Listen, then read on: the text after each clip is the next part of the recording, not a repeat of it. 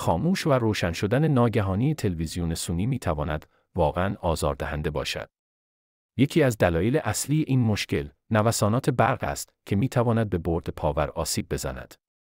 اگر برد پاور خراب شود، تلویزیون به طور مکرر خاموش و روشن می شود. همچنین، خرابی این برد هم میتواند باعث این مشکل شود. اگر چراغ پاور چشمک بزند، احتمالاً با این مشکل مواجهید. اتصالات نامناسب و کابل‌های بی‌کیفیت هم میتوانند باعث اختلال در عملکرد تلویزیون شوند. حتی ویروس‌ها و فلش‌های آلوده هم می‌توانند تلویزیون‌های هوشمند را تحت تأثیر قرار دهند. مدار استندبای نیز ممکن است دچار مشکل شود و تنظیمات نادرست مثل تایمر خاموش شدن هم می‌توانند باعث خاموشی ناگهانی شوند. در نهایت، مشکلات نرم‌افزاری و بروزرسانی‌های ناکافی هم می‌توانند به این وضعیت دامن بزنند.